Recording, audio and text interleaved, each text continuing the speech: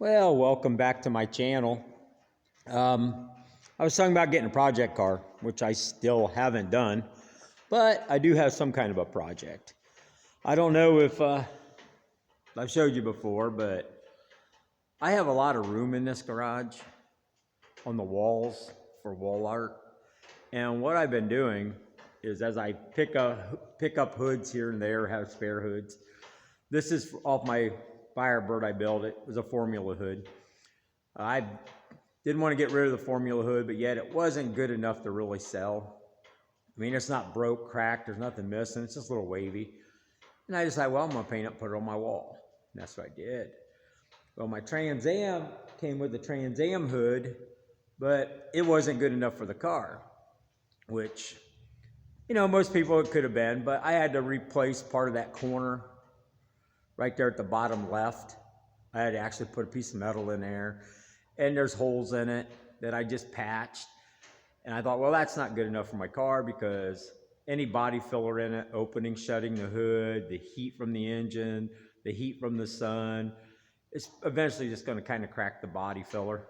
So it became wall art. I always said I'll hang hoods as I find them or get them, you know, cheap, because I'm not going to spend money for wall art if I don't have to. And a friend of mine is doing a 69 GTO, plus he has a 69 Judge. Like I said, I got plenty of room in here for hoods. And he gave me this hood. Now, as you can see, the hood is rough. It's lots of dings, lots of dents. But he did all the hard work stripping it. And it also has rust holes in it. You know, you can see where they tried to patch it, and it's not good enough for a car. Corners are bent up, so this is gonna make perfect wall art. Someone thought it'd be cool to put a hood tack in it, but they cut a square hole, and wow, I can't imagine them doing a car and cutting a square hole. But it's beat up, so while I'm waiting for a project car, I'm gonna kind of fix this up a little bit and get some paint on it, and my plan is to put it right there. Right there's where I want to hang it. So I'm going to work on this and see about getting that hood hung up here. And the work continues. I didn't think I was going to put this much time into wall art, but got to get a little smoother than it is. And just filling everything with body filler, the dings and dents, not trying to work them out or anything. But yeah, I'll get this done. As soon as I get it into the primer stage, then we'll go from there. Getting back to my garage art. This hood wasn't perfect, still is not. Lots of dents, rust, stuff like that. But I just cosmetically made it look pretty good. I mean, it's just gonna hang on my wall. So it's not like it's gonna be out in public, show car or anything like that. But yeah, I've got it in primer. So what I'm gonna do now is get it ready. I still like that square hole. I'm gonna go ahead and get it ready here and put some paint on it. Like I say, wall art. We'll see how it comes out here in a second. I didn't want to fix all the imperfections just because it gives it a little character, right? Sure, why not? Back in a few. Okay, shot the base. I did a little clear around the corner there. That's the base coat. Pretty crazy, I'm doing all this work for a wall hanging. But forgot to show you all the other things that are going on, like hood tack,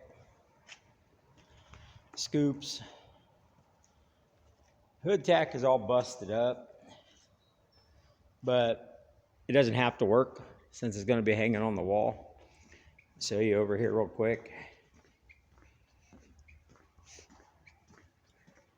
Hood tack, totally busted up, broken pieces, bottom of it's cracked, torn up. No big deal.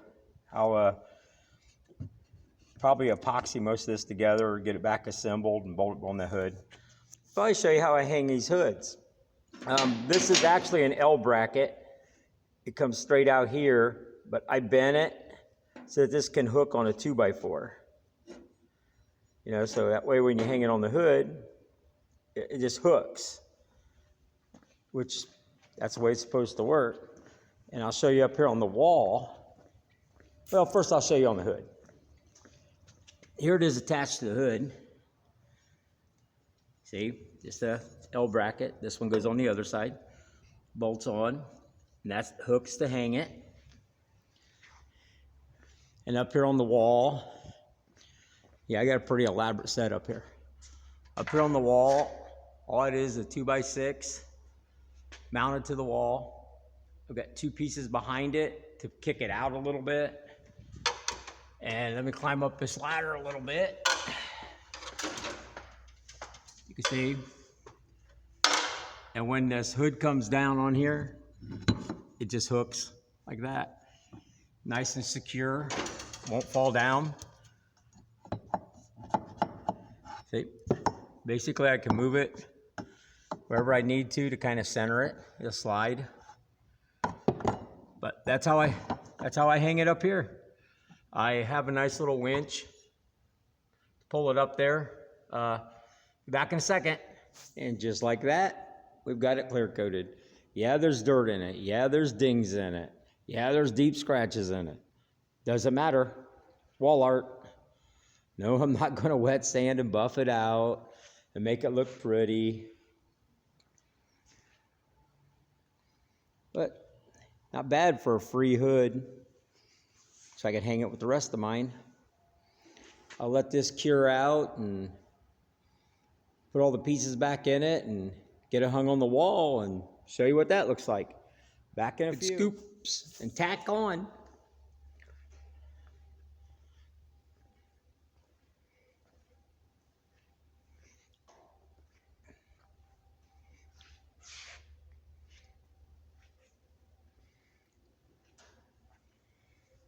Paint's just got to set up a little more, and on the wall it's going to go.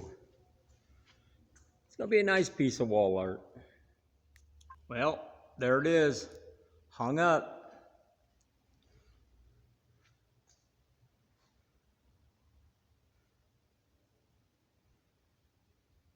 Pretty cool, pretty cool. Like I said, it's not perfect, but hey, pretty cool looking hood hanging up there. Well, as you can see, I was bored enough to do that hood, but I really appreciate that being given to me. I have room for many, many more hoods in here. I could probably hang another 14 hoods. So if anyone's got some really cool hoods that you don't want, send them my way. I'll hang them up in my shop. Want to go ahead and touch on some stuff, which is just me rambling, because I like to ramble. Still haven't found that project car. I say that in every one of my videos, and it's true. I found a truck that I thought was really cool, but my wife thought it was really a dumb idea. I don't know why. I thought an old 53 one-ton flatbed would look pretty cool, but it'd be kind of a pain in the butt to park at a local car show or anything like that, but I just thought it was pretty cool. Like I've been saying, I don't know what I want to do. I keep waiting for one to come in. I have people sending me stuff all the time. I've had Lemanses, I had Gremlins, I've had Vegas, you know, and really stupid cars, you know. Why do I want a Passat or whatever you want to call them things? Don't want one of those.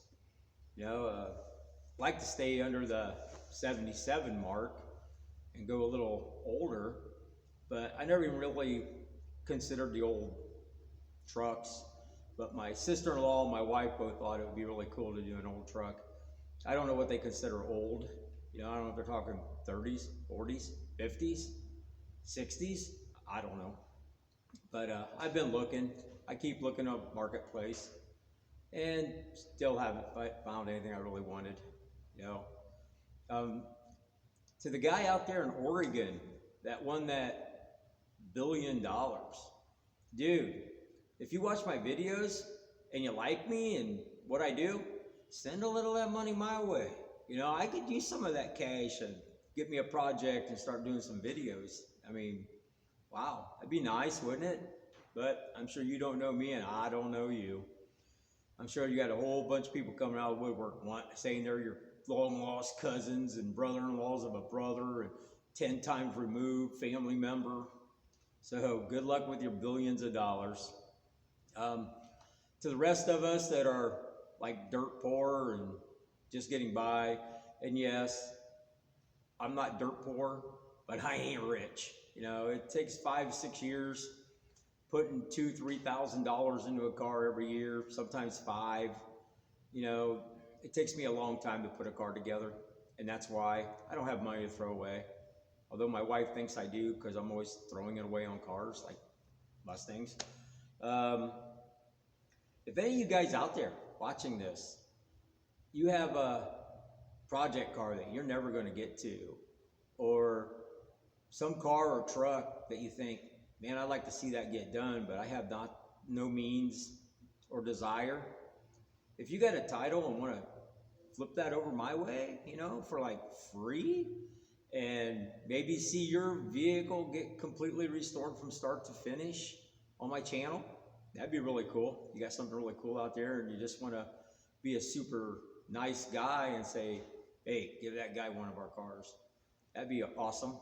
But, you know, got to have a title for them, because Indiana, you're not going to get a title if you don't have one. Bill of sale don't cut it. That does not make a vehicle transfer. It just means you bought it, you know. But my brother's been sending me all kinds of Pontiacs, more Trans Ams, and I told him I'm not going to do another Trans Am. I wouldn't mind doing a Firebird like 67 to 69, just to see what that's like. GTOs, man, my wife thinks the 67s, 66s are long. I told her they're not really long, but she says they're long and she doesn't care for the long ones. But she likes the 68, 69s, 70s. And me, if I could pick a GTO that I haven't done yet, a 73 or 74 would be pretty cool. But all the 74s I've looked at are total rust buckets. I mean, very, very, very bad shape. I guess 74 was a bad year. And the 66 and 67 Lemanses and Tempests, because I can't afford the GTO, their frames are gone. It seems like every one of those has a bad frame. I had one guy send me a picture of his and says it's really nice shape, hardly any rust anywhere. And I blew up the pictures and there's no rocker panels on either side of that car. The quarters are rotted off. I can't imagine that frame being any good. You know, I've never seen rocker panels rot off, not off a GTO, but I guess they could. Why not? You know, there's some of my things I'd like to have. You know, I tried the Cornet, the Super B. Not going to be able to handle that. Just way too much money, like I've said in past videos and stuff. And, you know, they're either really gone or they just want a whole lot of money for them. Now, I know some of you out there going, what do you consider a whole lot of money? No, like I say, I'm not rich, but I ain't poor, close to poor. But you start looking at buying cars and you see all the things missing. You got to remember, it's going to cost a fortune for that stuff. You know, just strato bucket seats for a GM, you know, 68 to 72. Wow, they're asking over $1,000 for a pair of seats that need to be redone. That's how bad the seats are. And most people, when they're selling their Grand Prix and all that, they had those seats, the seats are gone. They're selling you a car without seats. That's because that's where they made their money. You know, yeah, they're asking $3,000 for the car because they paid $1,500 for it and sold the seats for $1,000, and they're gonna make a hell of a lot of money. And there was absolutely nothing wrong with that. If you can make money off a car, hey, more power to you. I would do it if I had a chance, but I normally don't park my stuff out. You know, it's all there, or it's the way I buy it in parts and I sell them as parts cars. It just works out for me. And like I say, the guy that bought Trans Ams, he seemed pretty happy about getting them. I'm still hoping he does something there, you know, but it wouldn't have done me no good to hang on to him, because I wasn't going to do another Trans Am unless it was old, and that isn't going to happen because I couldn't even afford Firebird, let alone the Trans Am, you know, in '69. You know, even the Firebirds are crazy. I just saw one on Facebook not far from me. There is no motor, no transmission, no interior, no doghouse, no taillights, no chrome, no doors, no interior. The trunk's rotted out. It is a body. No wheels, no tires, sitting on blocks, absolutely stripped out shell. And he wants $1,500 for it without a title. Again, useless without a title anyway, but wow, 1,500 bucks? That seems pretty high for me, you know, to buy something that stripped out. But like I say, if any of you got a car out there you would love to donate and watch me build it, hey, it might be something I'm willing to do. I have the shop, I have the skills, I have the equipment. Well, most of it. I'm sure there's some stuff I don't have that I'm gonna have to go purchase if I ever try to do something crazy. But if you have ideas, I had one guy, he went ahead and put a comment on one of my things that if I live closer to him, you know, he's got a lot of project cars that I would probably like. And he said the middle of Ohio, and the middle of Ohio is only a couple hours from me. That's not very far to me. And I responded with, hey, you're only a couple hours away from me. That's not far to me at all. And he's never come back. I don't know if I scared him off because he go, oh, Christ, this guy might want to buy one of my cars. I don't want to let them go. And kind of backed up the bus, you know. But yeah, I'm just looking for something unique, something different that stands out at car shows. And no, I'm not going to do a gremlin. Sorry, not going to happen. No gremlins. No. I don't think they're that cool of cars. Although, not to offend anyone that thinks they are. So, hey, if you enjoy my videos, please consider subscribing, like and share, Later.